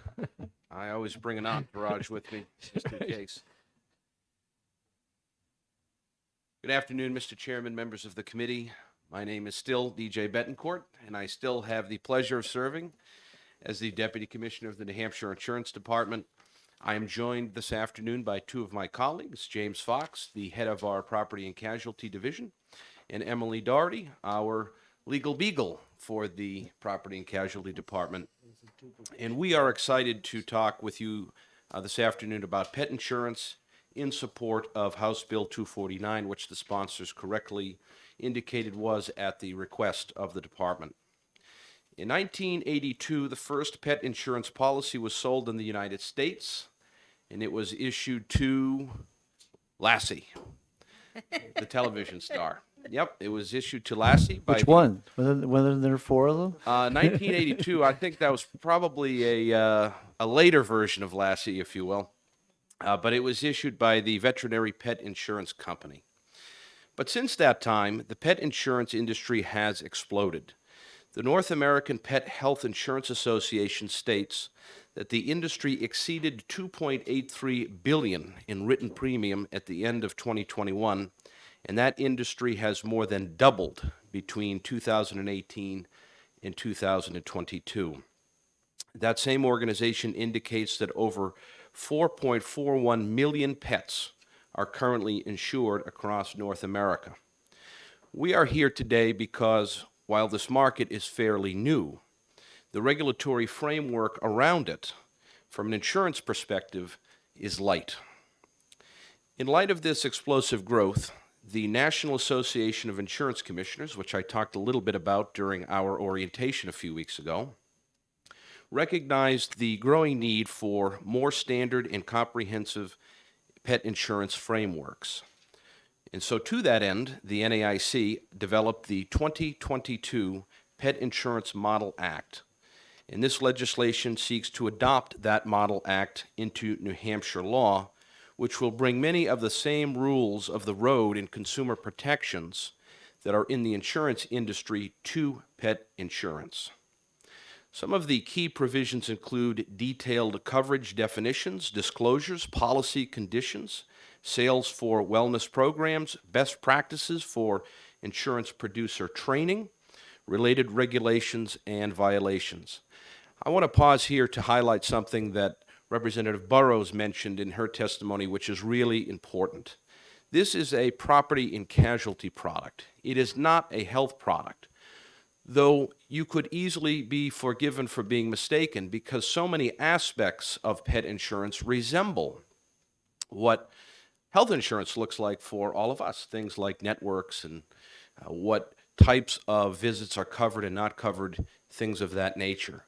However, at the end of the day, these provisions would sit in our property and casualty statutes. And again, that is no insult to the animal lovers among us. Trust me, my family much prefers our pets over me. So I am not offended by that, but the way this works in the law is pets are property, so it will be in the P&C realm of the statute. Moving on, specific requirements. So again, I'm going back to some of the highlights of the bill. Specific requirements that apply to pet insurance policies regarding how the product may be sold, solicited, negotiated, or offered in the state. Compliance standards for policies or certificates of insurance. At the same time, the Act still provides considerable flexibility for the industry to fashion products that are diverse and attentive to the needs of consumers. For example, insurers may include premium savings conditions, such as yearly or lifetime limits, and exclusions such as different kinds of veterinary services or veterinary services rendered outside of the United States. Another key provision applies to licensing. So training and licensing of producers is required within the insurance industry, and pet insurance should be no different in that regard. And so Section 7 of the Model Act spells out the licensing requirements for producers who sell pet insurance and the topics that must be included in that training required for licensing. And the reason why that is important is because many states have reciprocity for producers when training requirements are similar, and this would allow that to happen here in the Model Act. We are happy to take your questions, of course, but I would say in conclusion that as the Model Act worked its way through the NAIC process, and it is a very long process. I'm sure Chairman Hunt over the years has seen a few of these Model Acts come through. They are few and far between because the process involved is very, very long. But because it brings together a wide diversity of stakeholders, so folks like ourselves, folks in the industry, as well as many other stakeholders, they all have an opportunity to come to the table and to have their perspective heard as these model acts are formed. And so that was certainly the process that was followed here. James, do you recall when they started to put together the Model Act? I'm not exactly sure, but I'm pretty sure it's been a couple of years at least. Yeah, that's consistent. 2 to 3 years is my recollection of it that it took for this to come together. So again, it's a very thorough process that brings all of the parties to the table. So in conclusion, Mr. Chairman, we believe that this Model Act strikes the appropriate balance between limiting regulation while also ensuring that when a consumer has a problem with their policy, that our consumer division has the tools necessary to assist the consumer as we do with all other insurance products. So I'll pause for a moment to turn to my colleagues to see if I've missed anything. They tell me no. So I'll turn it back over to you, Mr. Chairman. Okay, do we have any questions? Representative Sullivan. Thank you, Mr. Chair. Yeah, I'm just curious. So right now, there's no regulation on pet insurance at all. Is that correct? Well, I wouldn't say no regulation at all. There obviously still applies the Consumer Protection Act provisions. But as it pertains to the particular nuances and facets of pet insurance, I think that's an accurate statement. Yeah. So, You got to speak to the mic, really. as the deputy commissioner stated, the unusual nature of this is that it is property casualty insurance, the way we're looking at it, and all of our property casualty statutes do apply, but it's a little odd because it's you have your animal, which is the property, but then underneath that, the insurance companies have put basically a health insurance program. So obviously in our P&C statutes, we don't have a lot of discussion of wellness programs because it's not a part of P&C. So we had to, in essence, take those minimum requirements that we wanted and that the industry wanted and the consumers wanted. The Center for Economic Justice is also at the table, and basically layer that into a property casualty statute. So now you have all the property casualty protections and protections that are mimicking health insurance type protections, which we've never had before. So without those, it would be difficult to say no to a form. So this will bring consistency among all the 50 states when it's passed by all the states. One follow-up. Further question, you may inquire. I'm just curious. So what happens now? Like if I had an issue, like how do you guys just guess, or there must be some. What's the process now? If I had a problem, I'd come to you guys. The process now would be we would review the form. That's the first part, and we would apply all the P&C standards to it, and we'd have the companies kind of company by company patchwork putting their health insurance, in essence, health insurance type standards in for pre-existing injury, wellness programs, things that we don't usually do, waiting periods for health, and then we would have to, on a case-by-case basis, the commissioner would have to, in essence, assert individual determinations he's making on what's in the public interest in terms of blocking things. So in this, if you have a statute like the model, then you don't have to worry about it. You just apply the model. And all 50 commissioners have spoken about the model. Okay, thank you. Representative Gibbs. Thank you. If enacted, what effect, if any, would this bill have on existing pet insurance policies? And if there would be an effect, what would that be? I would say it would have some effects on, in essence, bringing all of the different pet insurance policies into alignment with each other. So it would be apples to apples. But again, this is the minimum requirement. So, our statutes are not running industry. We're saying these are the minimum things we'd like to see in a pet insurance policy to protect consumers. If one insurance carrier wants to go above that and provide more, that's fine. But these are the minimums we want to see. Like we want a 30-day waiting period. We want to only have one pre-existing period. So you have a pre-existing injury in your animal once you get a vet to sign off on the animal after the first policy, there's no pre-existing policy after policy, because in P&C land, we think of policies as 1-year contracts. It's not quite like health insurance. It's more of a benefits program. So it's bringing all of those minimums together. All of the insurance companies now have to adhere to those, and we can enforce those, whether it's upfront or in the back end. But all the bells and whistles above that, they can do what they want to. Further inquiry? Further inquiry. Thank you. But if an existing policy did not meet the minimum requirements, what would the effect be? Oh, well, that would be an illegal policy. They'd have to refile it. Thank you. Representative Ammon. Thank you, Mr. Chair. Thank you for taking our questions. I don't see a fiscal note in the bill. Could you just go over resource requirements within the department needed to facilitate this, and fees and funding? You're looking at him. Yeah, if you could just give us an overview. You're of looking that. at him. So the department's already designed to do everything that this area of insurance already exists. So we'll be doing exactly what we've been doing with the exact same people. There's no added cost. Okay. I must say that reading this through, it's kind of entertaining. But I did see that there will be no wellness program going forward. So there's no managed care here. There's no managed care, and we have no guaranteed procedures.